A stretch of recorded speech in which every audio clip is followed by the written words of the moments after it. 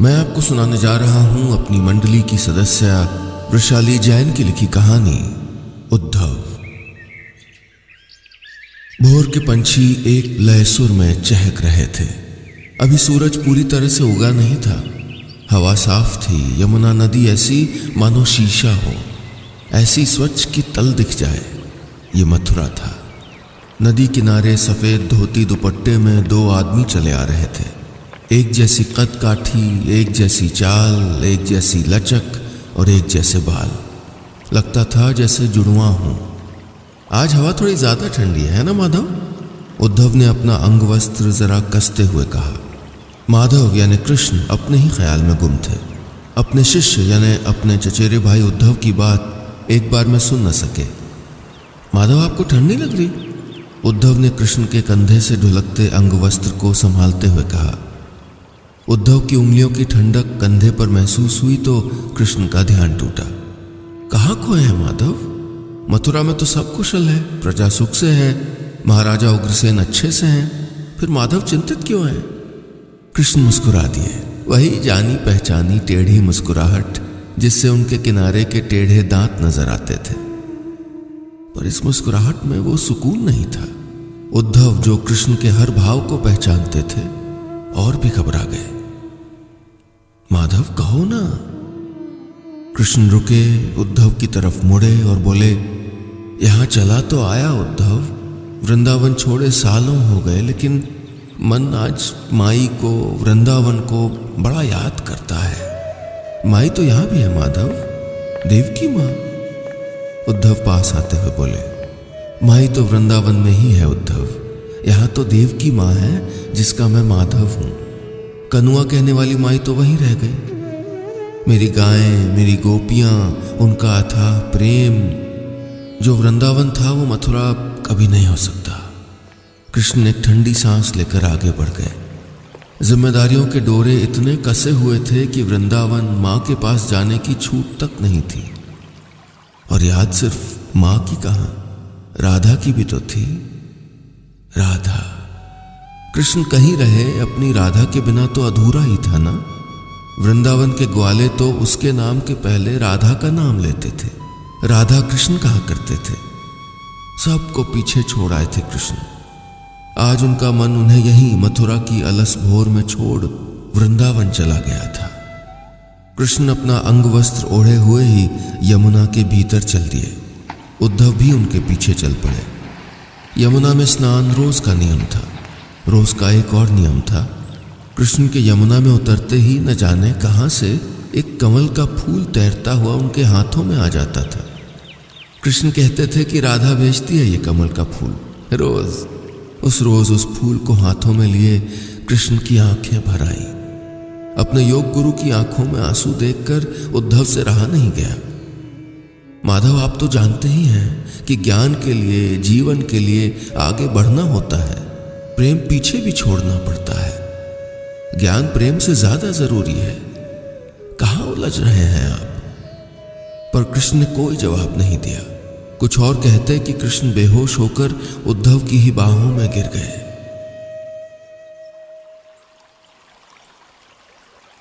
उद्धव ने दोनों हाथों से कृष्ण को कस के थामा। माधव, माधव! उद्धव कृष्ण को किनारे पर लाते हुए बोले। कृष्ण की आंखों से आंसू अब भी बह रहे थे। उद्धव ने कृष्ण का चेहरा उनके अंग वस्त्र से पोंछा, उन्हें रथ में लाए और महल के लिए निकल पड़े। उद्धव दूनी तेजी से खुद रथ चला रहे थे। नगर की सड़कों से गुजरते इस रथ पर सबका ध्यान था। महल पहुंचने तक भी कृष्ण को होश नहीं आया था। बाहर भीड़ इकट्ठी होनी शुरू हो गई थी। मथुरा के महल में हंगामा मच गया। वासुदेव कृष्ण बेहोश हो गए थे। तमाम तरह के वैद्य आचार्य बुलाए गए, काढ़े बनाए गए। सोइयों सेवक इधर उधर दौड़ने लगे। महाराज उग्रसेन पास बैठे सर सहलाते रहे। अपने नाती को अचानक इतना बीमार देखकर बूढ़े महाराज घबरा गए थे। और नाती भी वो जिसने उन्हें अपने ही बेटे की कैद से बचाया था। मथुरा का भविष्य बेहोश पड़ा था। उद्धव लगातार पैर दबा रहे थे। हर तरह के काढ़े, जड़ी बूटी और शिफा देकर देख लिया गया था। वैद्य कहते थे कि वासुदेव पर किसी का असर ही नहीं हो रहा। ऐसा लगता है जैसे किसी गहरी नींद में सोए हैं कृष्ण। महाराज उग्रसेन के पैरों तले की धरती छिन गई। उन्होंने उद्धव को दोनों बाहों से पकड़ा और कहा, तुम तो इस योगेश्वर के शिष्य हो ना। ये मेरा कृष्णा जिसे लोग परम योगी कहते हैं, कैसे इतना बीमार हो गया? कुछ करो उद्धव, कुछ करो। समझ तो उद्धव को भी नहीं आ रहा था कि हुआ क्या था। वो तो ठगे से कृष्ण को देखे जा रहे थे। मथुरा की प्रजा जिसे भगवान मानकर पूजती थी, उसी के लिए भगवान से प्रार्थना कर रही थी। अल सुबह से रात घिराई थी, कृष्ण ने आंखें नहीं खोली थी। उद्धव अपना धीर खो रहे थे। वो कमल का फूल जो सवेरे यमुना में मिला था, कहीं उसमें कोई विष तो नहीं था? वो अब भी माधव के हाथ में था। उद्धव माधव के हाथ से वो फूल लेने गए कि माधव ने धीरे धीरे आंखें खोली। माधव, माधव आप ठीक तो है? उद्धव माधव का हाथ थामते हुए बोले, ये वैद्य कुछ नहीं कर पाएंगे उद्धव, मैं अपना इलाज जानता हूं। कृष्ण ने धीमे स्वर में कहा, तो बताइए माधव, मैं अभी सब इंतजाम कर दूंगा। मेरे माथे पर किसी सच्चे भक्त की चरण धूल मल दो उद्धव, चाहे तो अपनी ही मल दो, मैं अच्छा हो जाऊंगा। उद्धव स्तब्ध खड़े रह गए। अपने गुरु के, अपने ईश्वर के माथे पर अपनी चरण धूल कैसे मल सकते थे वो? उद्धव उलझन में थे। कृष्ण उनके गुरु थे, उद्धव उन्हें भगवान की तरह पूछते थे। वो कुछ नहीं थे कृष्ण के सामने। उनके माधव योगियों के योगी थे। उनके माथे पर अपने पैरों की धूल कैसे चढ़ा दें? ये क्या कह रहे हैं माधव? मेरी चरण धूल आपके माथे पर? मुझे तो नरक में भी जगह नहीं मिलेगी प्रभु। उद्धव माधव के चरणों में गिर गए। उनकी सोच में भी माधव के चरण थे, माधव का मस्तक नहीं था। उस माथे पर अपने पैरों की धूल मलना उद्धव के लिए जीते जी मर जाने जैसा था। सोच लो उद्धव, मेरी और कोई दवा नहीं है। उद्धव की तो सोच के भी बस की नहीं थी। नहीं माधव, मैं इतना बड़ा पाप नहीं कर सकता। न जाने कौन से नरक की आग में जलता रहूंगा सदियों तक। अपने गुरु का ऐसा अपमान नहीं कर सकता मैं। कृष्ण अपने दोनों हाथों के बल पर मुश्किल से उठे। ऐसा लगता था जैसे एक ही दिन में कितनी कमजोरी आ गई हो।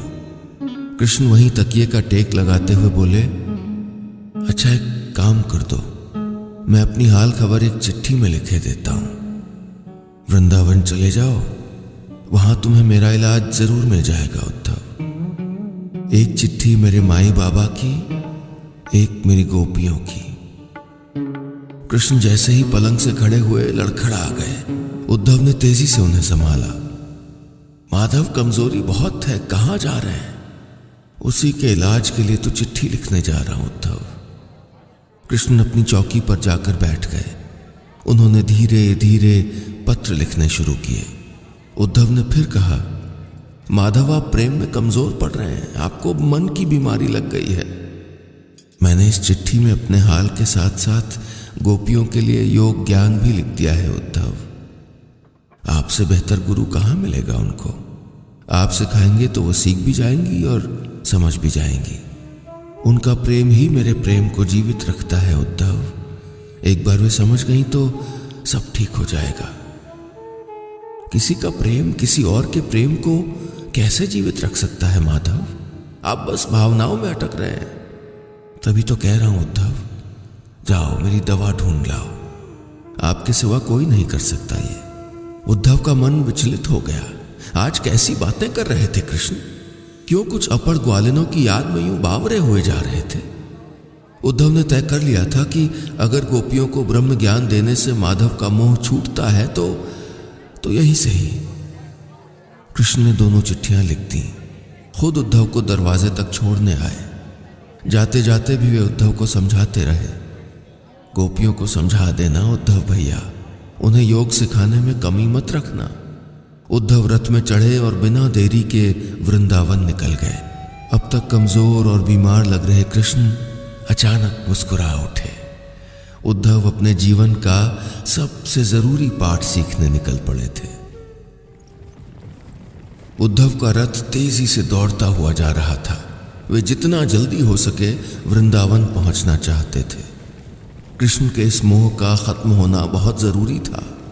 कृष्ण के लिए भी और मथुरा के लिए भी। आखिर क्या होता है ये बचपन का प्रेम? फिर जीवन में हर किसी को आगे तो बढ़ना ही होता है ना। मथुरा में उद्धव ज्ञान की प्रतिमूर्ति थे। योग, ध्यान और ज्ञान में उनके ऊपर सिर्फ कृष्ण थे।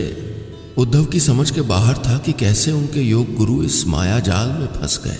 यही सोचते विचारते कि कैसे कृष्ण का ये वृंदावन मोह छुड़ाएं, उद्धव वृंदावन पहुंच गए थे। रथ यमुना के किनारे दौड़ता हुआ वृंदावन के भीतर चला जा रहा था। सब कुछ बिल्कुल वैसा ही था जैसा कृष्ण बताते थे। यमुना के सारे घाट कुंज और कदम की बेलों से पटे हुए थे। घाट पर गायों को बांधने के खूंटे गड़े हुए थे। मोर चिहुक रहे थे। रास्ते के दोनों ओर बड़े बड़े पेड़ लगे थे। पेड़ों के बीच से चमकता सूरज ढलती दोपहरी का इशारा कर रहा था। यमुना के किनारे खिलते कमल दलों पर पड़ी पानी की बूंदें हीरे जैसी चमक रही थीं। हवा हल्की ठंडी थी। उद्धव ने एक लंबी सांस खींची। वृंदावन की खुशबू जैसे उनके भीतर घर करने लगी थी। वृंदावन है तो वाकई बड़ा सुंदर, उद्धव ने सोचा। अचानक उनका रथ झटके से रुका। रथ के सामने कुछ औरतें खड़ी थीं। हम कितनी दूर से तुम्हारा पीछा करती आ रही हैं, एक ने कहा। यह बिल्कुल हमारे कान्हा जैसा नहीं दिखता, दूसरी बोली। ना इसके पास मुरली है न मोर पंख, यह हमारा कान्हा कैसे हो सकता है, एक और ने कहा। ए भैया, तुमको कान्हा ने भेजा है, हमारे लिए भेजा है ना, किसी ने उद्धव से पूछा। इससे पहले कि उद्धव कुछ समझ पाते, गोपियां उनको रथ से खींचकर उतारने लगीं। कोई एक तरफ खींचती थी तो कोई दूसरी तरफ। कौन हो, कहो ना, कान्हा कैसा है? सवालों की झड़ी लग गई थी। सारी गोपियां एक साथ ही सारे सवाल पूछ लेना चाहती थीं। बस कोई उद्धव की सुनने को तैयार ही नहीं था। उद्धव का मुकुट गिर गया, बाल बिखर गए, अंग वस्त्र अस्त व्यस्त हो गया। अरे रुक जाओ सब, वरना कान्हा की चिट्ठी नहीं दूंगा मैं, उद्धव चीखते हुए बोले। उनके हाथ में कृष्ण का पत्र था। कान्हा ने हमारे लिए चिट्ठी भेजी है, हमारा नाम भी लिखा होगा ना, फिर तो दिखाओ ना, ए भैया दिखाओ ना। उद्धव के हाथ से चिट्ठी कब छिनी और कब गोपियों में टुकड़ा टुकड़ा बंट गई, उद्धव जान ही नहीं पाए। अपनी अपनी चिट्ठियों के टुकड़े लिए गोपियां न जाने किन किन कोनों में चली गईं। उद्धव वहीं बीच राह हैरान खड़े थे। ये थी माधव की गोपियां। उद्धव को काटो तो खून नहीं, वो इतने गुस्से में अपने जीवन में कभी नहीं आए थे। उनको रथ से खींचा गया था, धकेला गया था, और तो और माधव के हाथ से लिखे पत्र को इतनी बुरी तरह टुकड़े टुकड़े कर दिया गया था। माधव के हाथ से लिखे योग सूत्रों के लिए बड़े बड़े ऋषि मुनि तरसते थे, और इन गोपियों ने उसको फाड़ने में एक पल नहीं लगाया। और इन गोपियों के लिए बीमार पड़े थे माधव। क्या हो गया था माधव को? मेरी गोपियों को योग सिखाने में कमी मत रखना उद्धव। कृष्ण की कही बातें उद्धव के जहन में घूम गईं। उद्धव हाथ झटकते हुए गोपियों को ढूंढने निकल गए। यमुना के घाट किनारे कई विहार थे, बाग समझ लीजिए। कुंज की बेलों से भरे हुए, गेंदे चमेली से महकते हुए बाग। यहीं मिली थी गोपियां उद्धव को। हर कोई अपनी चिट्ठी का टुकड़ा लिए अपने एक कोने में बैठी थी। कृष्ण के हाथ से लिखी चिट्ठी के टुकड़े गोपियों के आंसुओं से भीग रहे थे। कोई अपने टुकड़े को माथे से लगाता, कोई गले से तो कोई होठों से। ऐसा लगता था मानो चिट्ठी नहीं मिली, बरसों बाद अपना कान्हा ही मिल गया हो गोपियों को। उद्धव उस बाग के बीचों बीच खड़े थे। कुछ देर बाद सारी गोपियां उद्धव के पास आईं और अपनी अपनी चिट्ठियों के टुकड़े देते हुए बोलीं, लो पढ़ लो, क्या लिखा है कान्हा ने, लिखा है कब आएगा, या कि हमसे कितना प्रेम करता है। उद्धव के हाथ में उस ब्रह्म ज्ञान के टुकड़े थे जो स्वयं योगीश्वर ने लिखा था। उसमें तो कितने अक्षर धुलकर आंसुओं में मिल गए थे, कितनों की मिलावट होठों की लाली में छुप गई थी, और न जाने कितने काजल की कालिख में मिल गए थे। उद्धव ने चिट्ठी के टुकड़े वापस गोपियों की तरफ बढ़ाते हुए कहा, क्या पढ़ूं? ये कोई प्रेम संदेश नहीं था, ये तो जीवन संदेश था। खुद माधव ने तुम लोगों के लिए योग की राह लिखी थी, कैसे ज्ञान से, साधना से तुम इस मोह से छूट जाती। इस विरह के दुख से छूटने का मार्ग फाड़ के फेंक दिया तुम लोगों ने।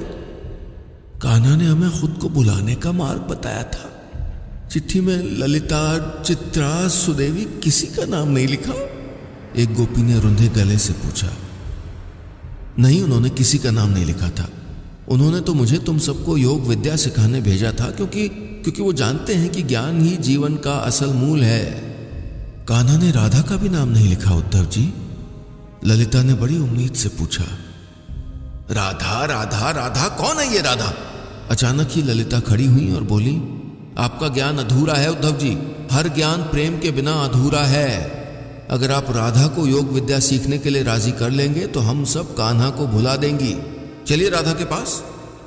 उद्धव की मुश्किलें थी कि खत्म होने का नाम ही नहीं ले रही थी। उद्धव गोपियों संग घाट पर पहुंच गए थे। राधा का नाम सुनते उन्हें एक अरसा बीत गया था। कृष्ण बिना राधा के नाम के वृंदावन की बात ही नहीं करते थे। कृष्ण कहते थे कि राधा से मिलकर उसके प्रेम से बच पाना असंभव है। उद्धव जानते थे कि प्रेम जीवन में बस एक रुकावट है। वो कृष्ण और गोपियों दोनों के ही जीवन से ये रुकावट निकाल देना चाहते थे। जैसे जैसे उद्धव आगे बढ़ते जाते, उनके रास्ते में सफेद कमल के फूल और ज्यादा दिखने लग जाते। शायद उनके मन का ही वहम था, लेकिन उन्हें कृष्ण की बंसी की धुन भी सुनाई दे रही थी। सारी गोपियां घाट किनारे बनी एक छांछ के पास आकर रुक गईं। छांछ की सीढ़ियां यमुना में उतरती थीं। वहीं पौड़ियों के पास खंबे से सर टिकाए एक औरत दूर क्षितिज में कुछ ताक रही थी। बड़ी गोल आंखों में काजल की एक सीधी रेखा थी। बालों में लगा गजरा कंधे पर ढलक गया था। गुलाबी रंग की चुनरी और धानी रंग के लहंगे के साथ मेल खाती हरी गुलाबी चूड़ियां पहने वो औरत साक्षात लक्ष्मी का रूप थी। वो साक्षात लक्ष्मी ही होती अगर उनकी आंखें इतनी उदास न होती। ऐसा लगता था मानो सालों के आंसू भरे हों उनमें, लेकिन गिरने को एक भी तैयार न हो। राधा, ये उद्धव हैं। कान्हा ने भेजा इनको हमें योग सिखाने के लिए। कहते हैं योग सीखकर हम कान्हा की विरह के दुख से छूट जाएंगे। ललिता ने कहा। राधा धीरे से घूमी, उद्धव को नजर भर देखा और फिर पलट गई। कान्हा को मेरे कमल के फूल रोज मिल जाते हैं ना उद्धव जी। उद्धव दो पल को तो कुछ बोल ही नहीं पाए। फिर बोले, पूरे वृंदावन को दुख में क्यों डुबो रखा है? कान्हा नहीं लौटेंगे। राधा बोली, हमें कोई दुख नहीं है। लौटते वो हैं उद्धव जी जो कहीं जाते हैं। कान्हा कहीं नहीं गए। जो साथ हो उसको भुलाएं कैसे? कान्हा यहां कहां है? उद्धव ने पूछा। ध्यान से देखिए ना उद्धव जी, वो हर जगह हैं। अभी यहां मेरे साथ भी हैं। राधा का जीवित होना ही इस बात का प्रमाण है कि कृष्ण उसके साथ हैं। सच्चे प्रेमी कभी अलग कहां होते हैं? ध्यान से देखो उद्धव जी, आपको कान्हा नहीं दिखते? उद्धव के पास कोई जवाब नहीं था। उन्हें खुद बंसी की धुन सुनाई पड़ रही थी। वृंदावन में चलने वाली हवा भी जैसे कृष्ण का नाम पुकारती थी। उद्धव ने फिर राधा की ओर देखा। राधा की आंखें भरी हुई थीं, पर आंसू छलक नहीं रहे थे। उद्धव जी, ये यमुना, ये कुंज की बेलें, ये तो नहीं बताती कान्हा कब आएगा। तुम ही बता दो, मेरा श्याम कब आएगा? वो तो रोने से भी मना कर गया था। मैं सारे आंसू उसके आने के लिए संजो के बैठी हूं। उद्धव अपने चरणों पर गिर गए।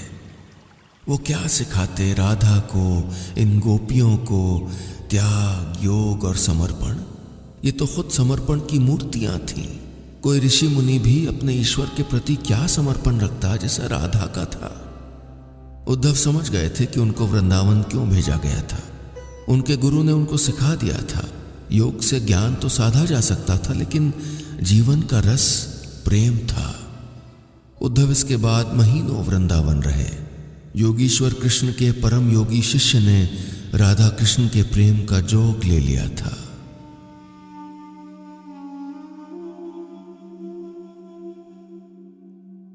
दोस्तों, ये कहानी बस इतनी सी। उम्मीद है मेरी मंडली की सदस्य वृषाली जैन की लिखी ये कहानी आपको पसंद आई होगी।